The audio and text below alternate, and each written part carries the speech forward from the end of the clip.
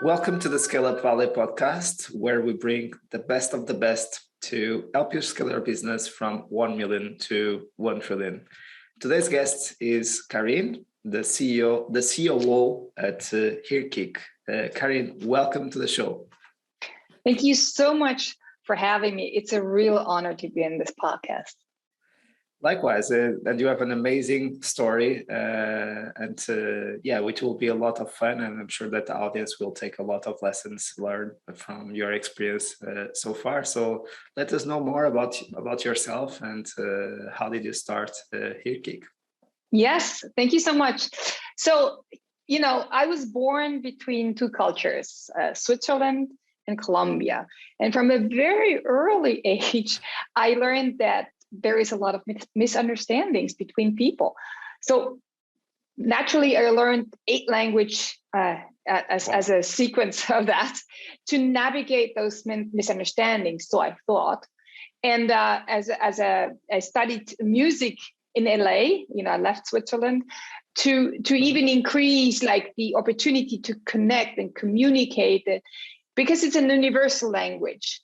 So it has a lot. I thought at that time that it was something about the ears, something about the way we speak and understand each other.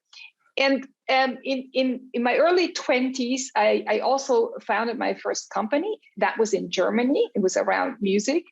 And I still continue to wonder what makes people tick, what makes their emotions go high and low, etc. Right. And I figured that it wasn't just the languages. It was more about meaning, more about other things.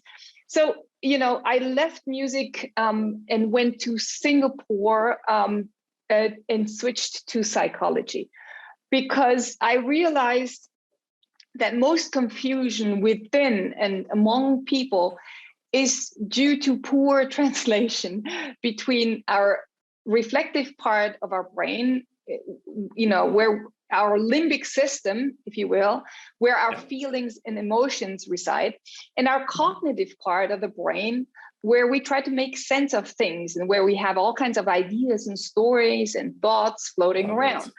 And when the discrepancy gets too big between those different parts, we tend to suffer, to struggle mentally and even physically. So I saw this play out in my new environment. In Singapore, I led community at Impact Hub Singapore. It's where lots of entrepreneurs, and innovators are. And later, when I moved back to Zurich as the managing director of Impact Hub Zurich, I saw this even more, in this sustainability hotbed for startups. And in 2020, I finished my master's in digital management and transformation, where I explored the opportunities technology offers to mental health and to mental health in general, and to anxiety in particular. And this led to the initial idea of Earkick. In the meantime, I had met my co-founder, Heather Day, a serial entrepreneur that had successfully built and exited technology startups. He'd been in augmented reality and human sensing for decades. And he was juggling with the same kind of ideas that was even, pre-pandemic. We're both runners, and we developed our thoughts while we were running on a daily basis and, going very broad and going all kinds of directions. But we kept coming to the same thing. It was marrying the newest technology that we have to the current mental health challenges. Yeah, and that's basically how we came about from the storyline, right? If you ask me about the motivation to really go that step and found a company in the midst of the pandemic, because it was founded in 2021, around mental health, leave my executive job and etc. My co-founder and I, we repeatedly witnessed close relatives, very close relatives and friends and colleagues slip into mental health disorders without anyone noticing. When mental health disorders, they hide in plain sight. And personal lives are tragically, impacted because you only know once it happened. So we asked ourselves, why doesn't anyone notice? How is this possible in the 21st century? We realized that it can hit you and me and anyone anytime, Absolutely. And when we dug into the question, it boiled down to one thing: measurement and adaptive intervention. So without objective measurement, monitoring and feedback along a person's journey, support remains very episodic, very reactive, and in essence, not sustainable. Because you can't manage, let alone improve what you can't measure. So it's like wanting to keep a healthy weight, having thousands of, let's say, recipes and diets, but not having any scale to know where you're at and where you're going. Not tracking the weight. Correct. That's where we decided we need to do this. Whether it's us or someone else that cracks that challenge, we need to be on it, and we want to be on it. It's exciting to be on it. Yeah. And that's the difficult part with the brain, yet what to track, right? So it's still an area where there is not a lot of knowledge. It's improving a lot, I believe, in the last decades. And we are seeing the emergence of a strong need across the population. As you said, everyone has been suffering or will be suffering from mental health issues. And that's when there is the pressure to find out some solutions to solve those issues, right? Absolutely true. The beauty of the thing is that there is treatment out there that works. There is treatment. There is ways to get better. What is needed, though, is a way to know more granularly what is happening within you, and to understand how your environment and what your past, your every action that you do, your thoughts, that all plays into that. And having a better understanding of what is going on in the moment and over time really makes a huge difference and opens up huge opportunities. And with today's technology, I would just say 5G, the batteries in devices are getting smaller, more powerful. You have sensors, you can even sense brain waves. You can do so many things. Exactly. We have wearables, everyone has a phone that is in essence a supercomputer in their pocket. So there must be a way to crack that black box. And that's what we're after. Exactly. And what do you envision in the future? What will be the success of the purpose of Earkick in the long term?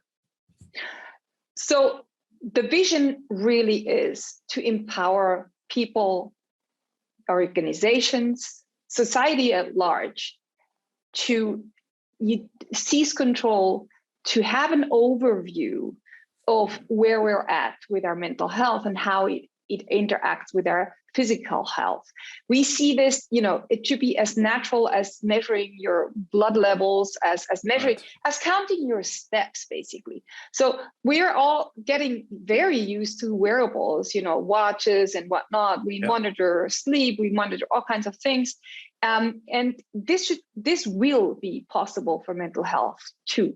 And it will enable people to do something for themselves. It will enable companies to be way closer to the reality of what's happening in their workforce, and then stop bleeding so much productivity, stop bleeding and wasting so much time.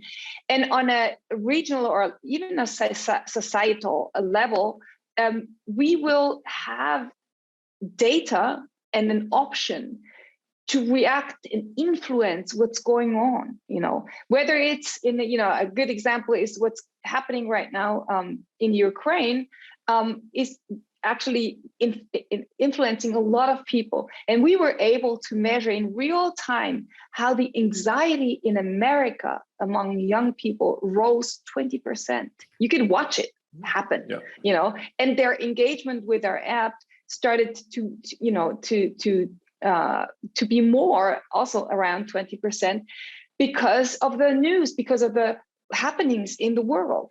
And this case can be applied to so many other things, be it political, movements, be it something, climate anxiety, climate change, climate crisis, or be it the pandemic itself. There's so many things that happen on many levels, not just the individual, that you can start to measure, and you can make decisions and interventions that are based on real data, not historical data. Right. So you founded, just for the ones who are listening, as to give some context, you founded Earkick last year, and you raised a pre-seed, a very large pre-seed round, 1.1 or 1 million? It's 1,050,000 to be very, very precise. 1.5. Yes, exactly.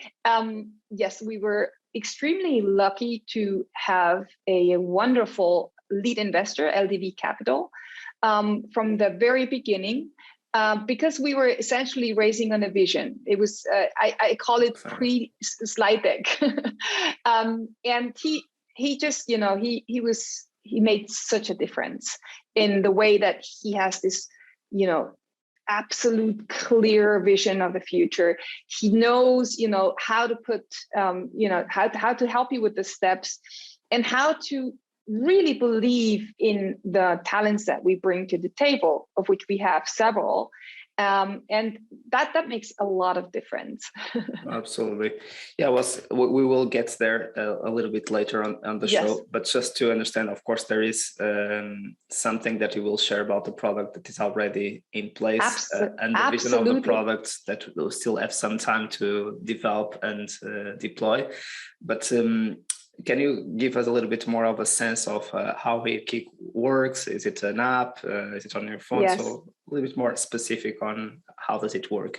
Absolutely. So at Earkick, we're building the world's first data-driven mental health tracker via multi-model sentiment analysis of psychological and physiological biomarkers. So what it means is we're building a technology, a platform that tracks anything around you that is capturable, plus your biomarkers, the voice, facial expression, your movement, your sleep, your HVR, your whatever is captured. Even it could even go to brain waves if you use earbuds, etc., to make a very granular picture of what is going on inside you and how it interplays with everything going on outside of you.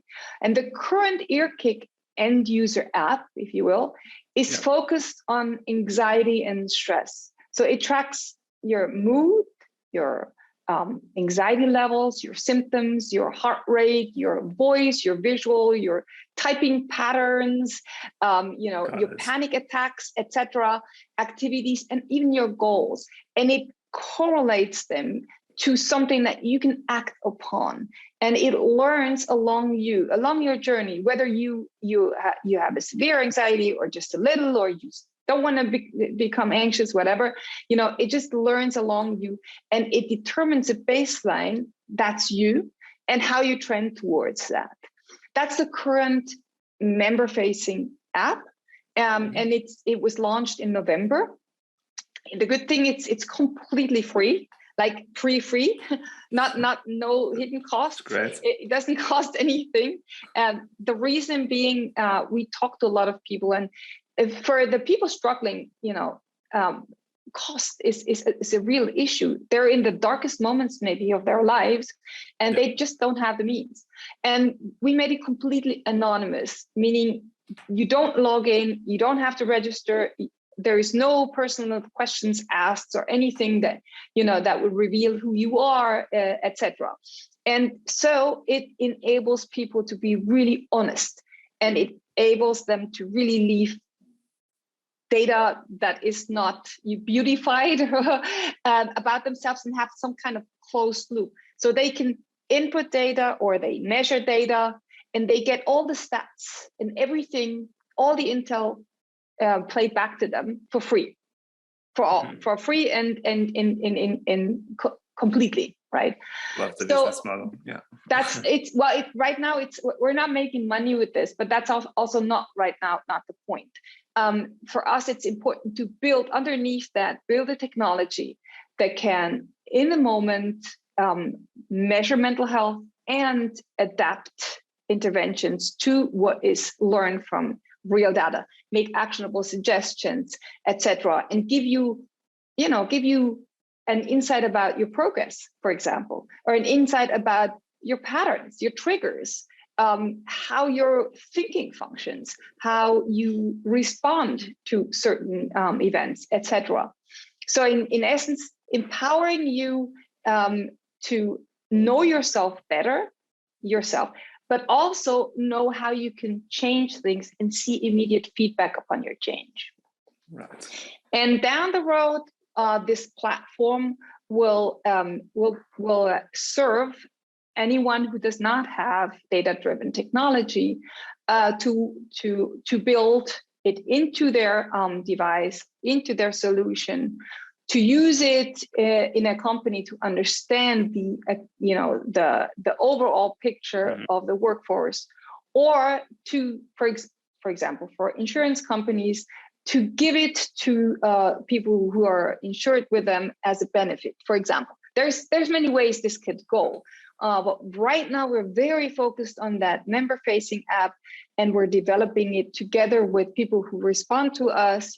Since it's anonymous, it's we don't know about everyone, and to bring it to a level where it really, really, really, really can be spread globally.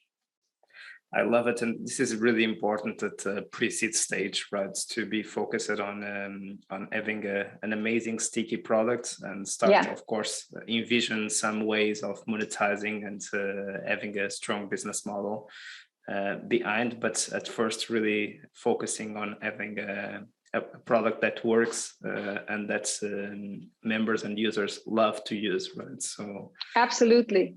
The business model comes next, right? The that model comes next, and through our previous companies, we learned that you have to have very strong values, and one of our values is massive curiosity. So really want to learn about what's going on and people and how they take and what they need, but also to give forward. So you give before you take. We were also shocked about many apps and technologies where you don't even know what it gives you, and you already have to disclose your phone number, your email address, and basically almost subscribe to it to even understand how it works. And that makes a lot of people angry, and for a good reason. And we did not want to play in that category. Right. Love it. That's a great point and a great innovation there. And in terms of ICP, is there any particular segments that you are serving? Or, of course, again, you can have a much larger total addressable market and segments, yes, and you might be focusing first in a specific segment to start with. Yes. Right now, our ideal customer persona, if you will, is someone who suffers from anxiety or panic disorder, and right, wants to have an overview over their life, what happens during the week, what happens after session if they are in treatment, and so they understand themselves better and can start to take action upon their real data. So that is our ideal customer person for the end user app.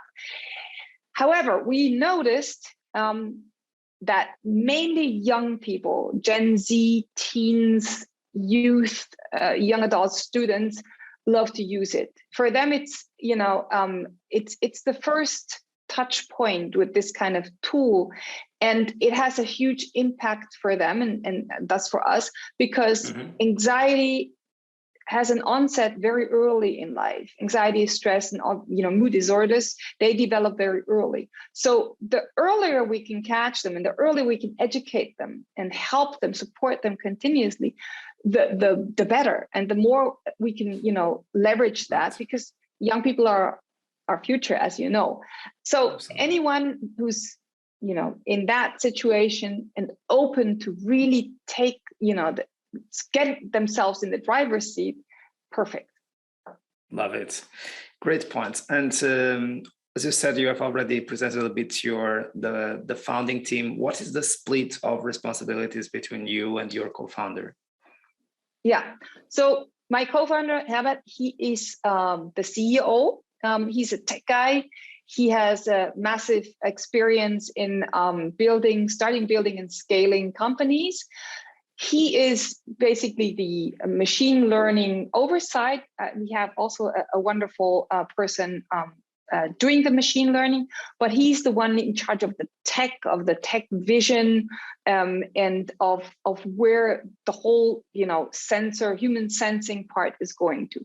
And I'm more on the side of the people. I talk to the therapists, I talk to patients, I talk to potential partners. I'm the people side and the sales side, if you will. I am the one facing media. I'm the one, telling our story. I'm the one doing the communication, etc.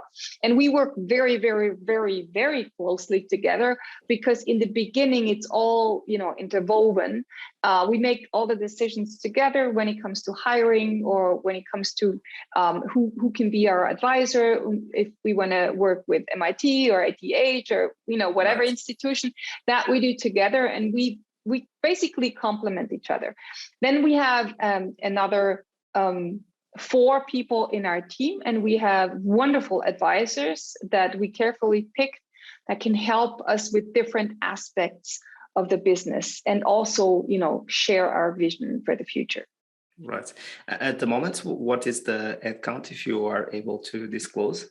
Sure. We're completely correctly, it's 5.5 people. Got it. So, and of course, now with the round, maybe you will hire more people until the seed stage, right? Yes, we will continue hiring, but we're very careful with hiring. We learned from the past.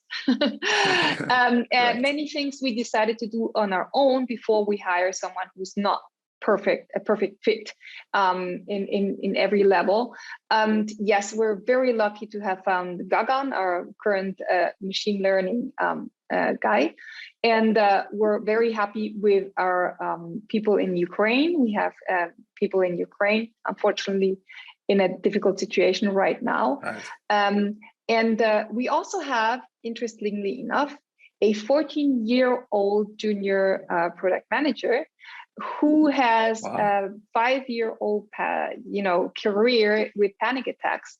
And she joined us when she was 13, at the very beginning, basically, because she wanted to turn tables on her panic attack and do something good for others and help with what she has and is an experience. She's an expert on her own condition. Of course.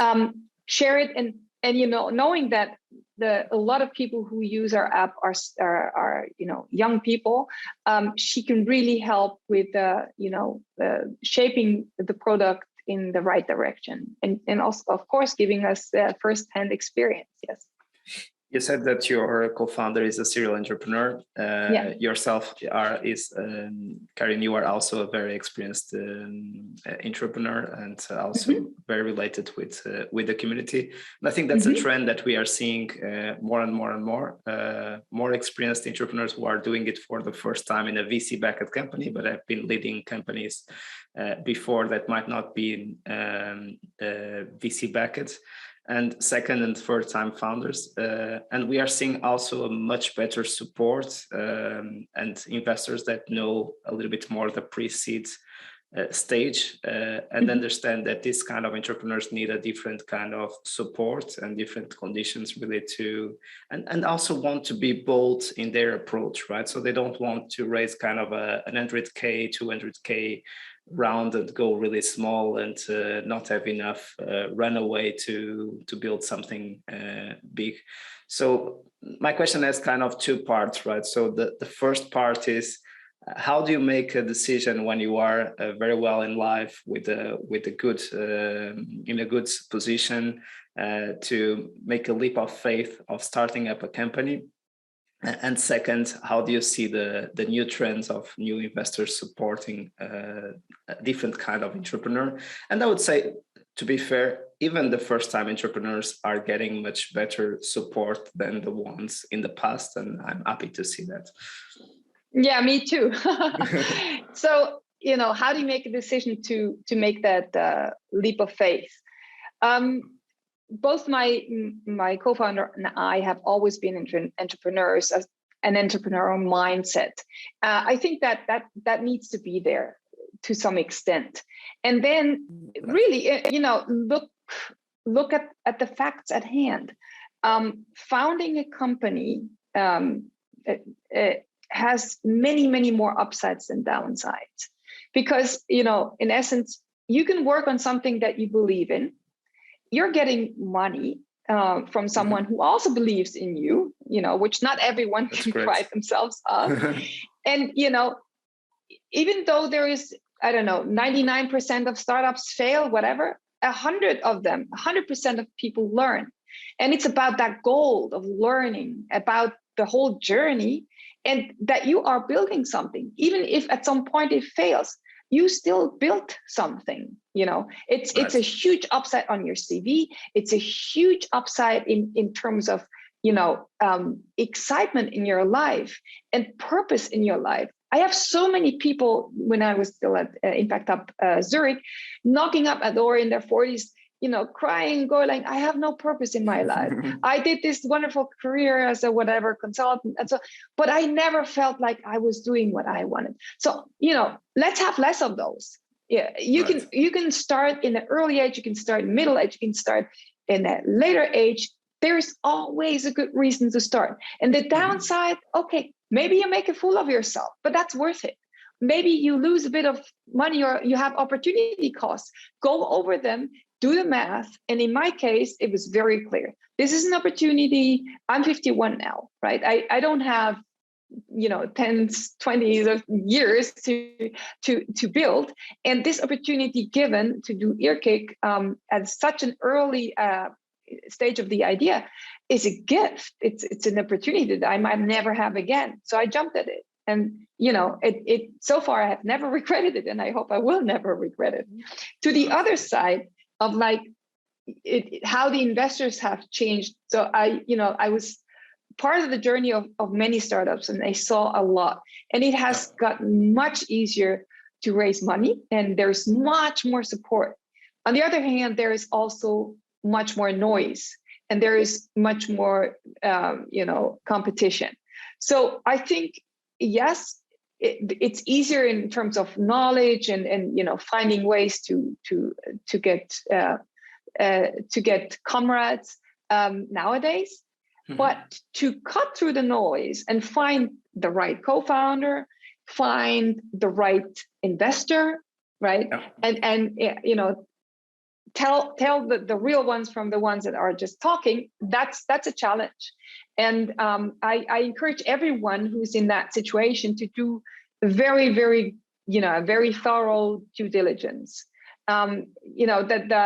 That's always a must in any time. Right. It has been a must, because in essence, it's stronger than marriage. If you go into a VC-backed company, you're essentially married to your co-founder for a long time, and you are also married to your early investors.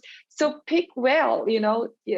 Anyone can do money. Anyone can give you money, but not everyone can give you smart money, and not everyone can have your back, as our lead investor does.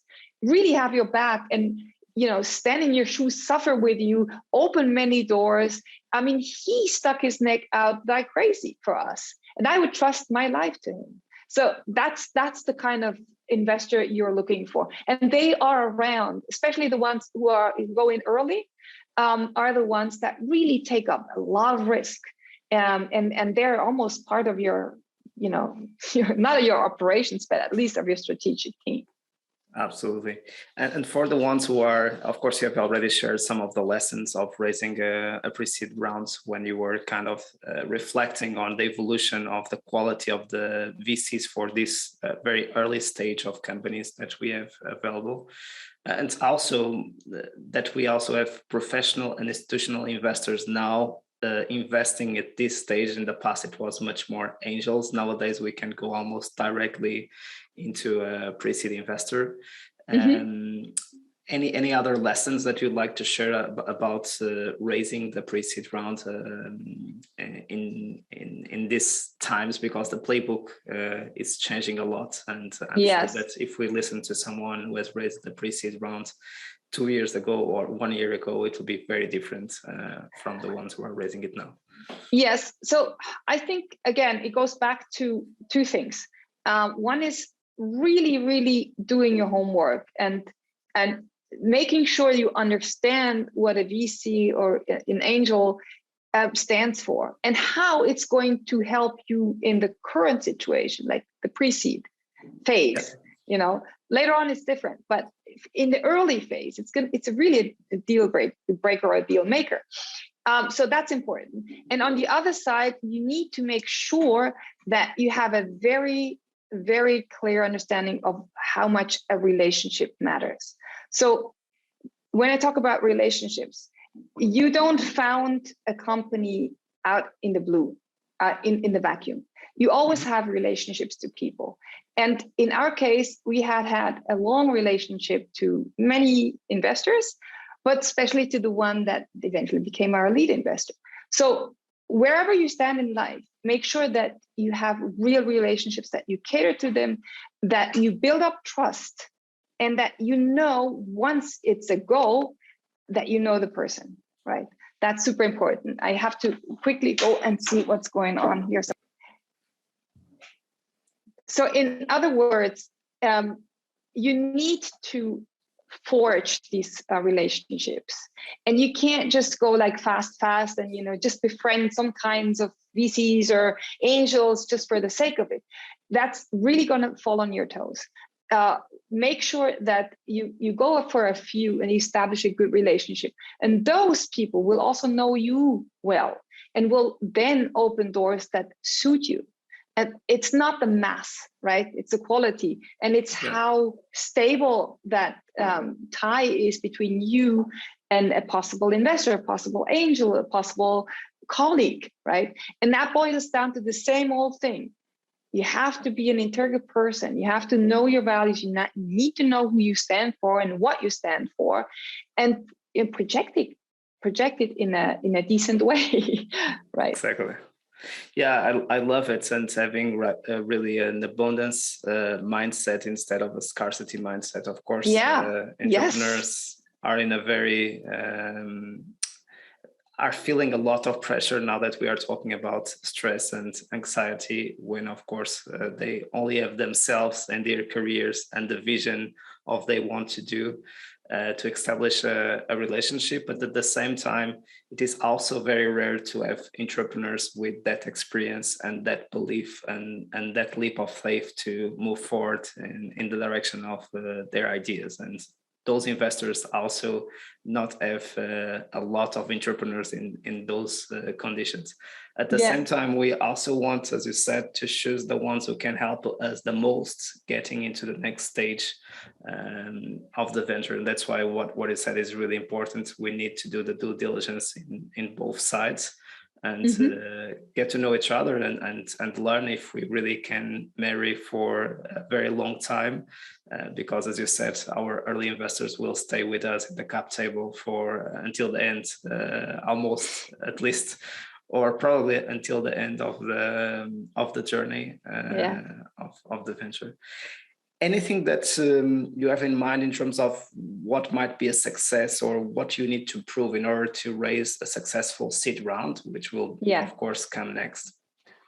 So definitely. So definitely what we are and we will show is traction in terms of we're building something people want, need, use.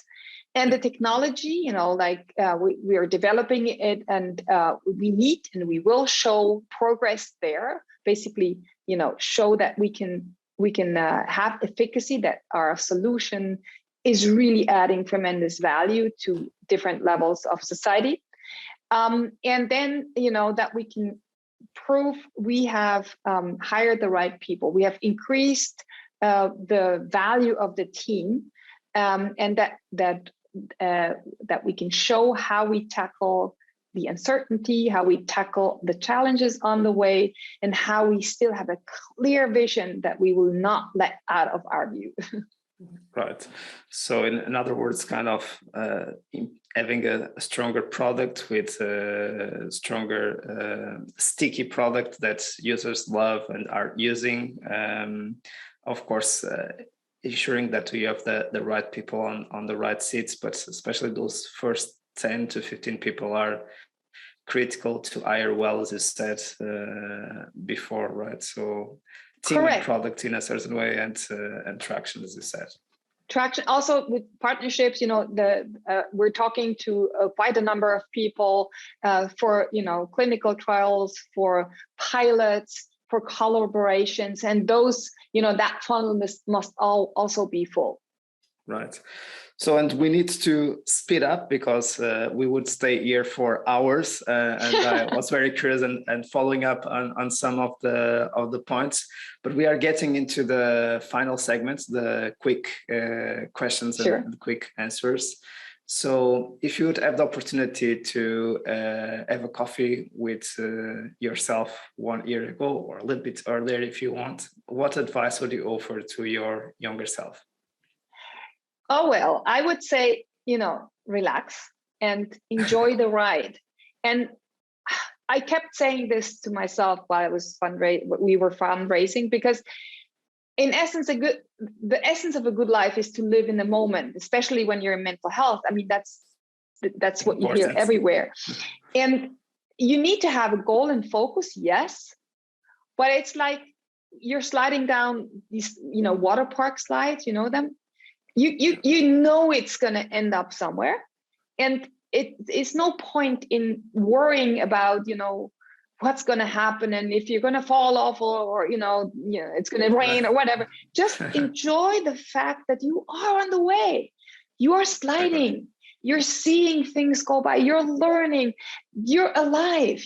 And that's what I would tell myself. Don't worry about all the things you can't control.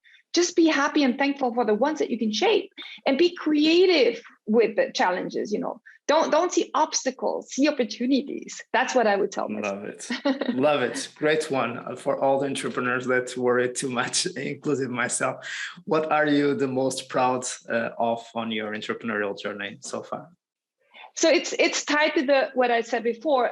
We still have time for family and friends. We have time for nature, for leisure, for fun, because we're in mental health. We see this every day, that you won't last if you don't, if you don't take off. Yeah, you should focus on recovery, but the recovery must be very, very effective, right? So it's like training for a marathon. It's not a sprint. You're not going to do this in a few weeks. It's a marathon. And I'm very happy and very proud that we still, even though it was quite, challenging, we are still enjoying our time with family and friends. And the other part of it is we experience how Earkick is helping real people feel less alone, reclaim their lives, and start to believe in their future. We can see anxiety level, as I told you, live, and we get feedback from people around the globe who say, I didn't know this app existed. I didn't know I needed it. And I feel so much more in control of the cards that were dealt to me. And that's real quality of life. And we're at the other end going like, yes. Yeah, that's what I'm proud of. Worst advice ever received? Oh, yes.